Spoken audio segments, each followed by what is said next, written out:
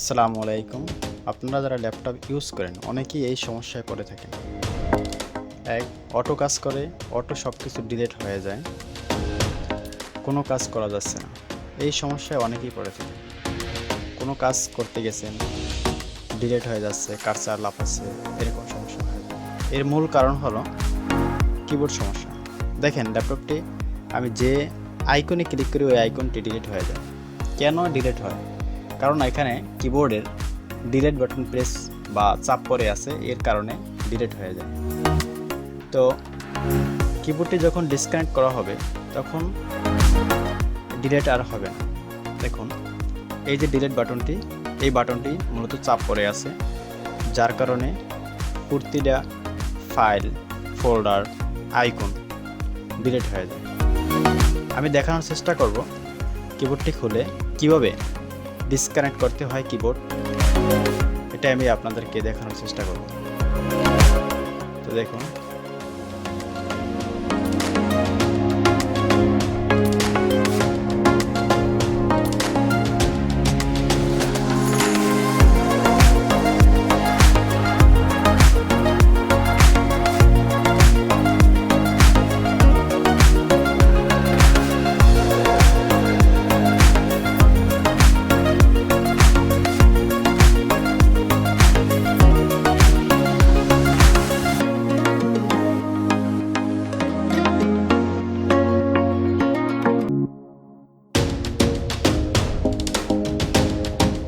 আমরা যখন ল্যাপটপটি খুলব তখন সাবধানতার সাথে ল্যাপটপটি খুলতে হবে।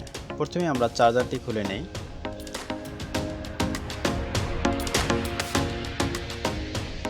এরপরে প্রতিটি স্ক্রু দেখে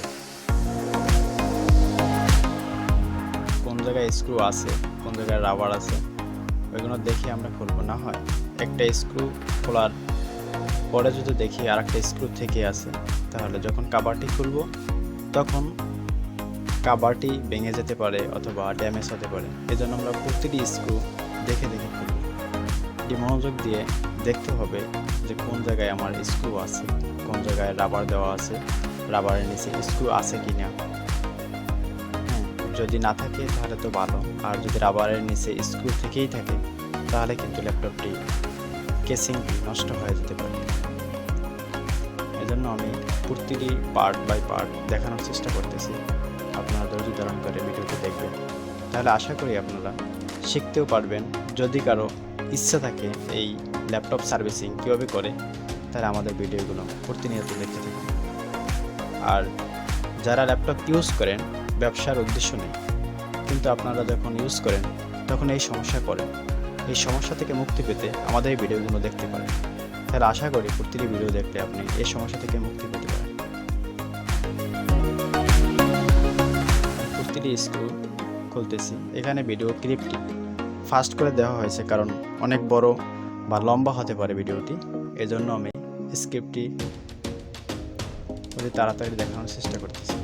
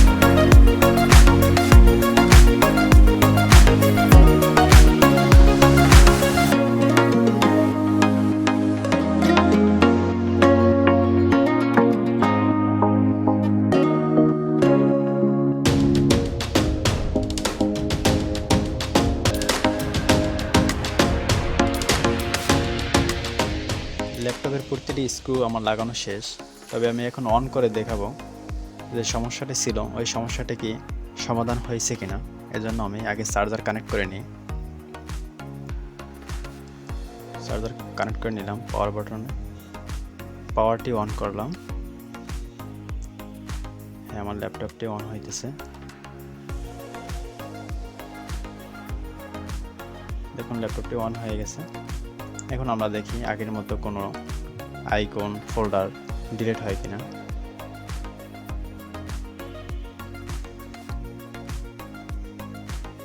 আমরা নতুন করে একটা ফোল্ডার করি, দেখি ডিলিট হয় কিনা।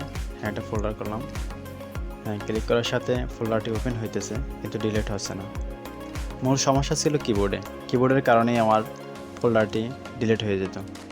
আর এখানে যে সমস্যাটা দেখতে পাইতেছেন, আইকনের উপর ক্লিক করলে আইকনটি ওপেন হচ্ছে না, এটার কারণ হলো এই আইকনটি সমস্যা।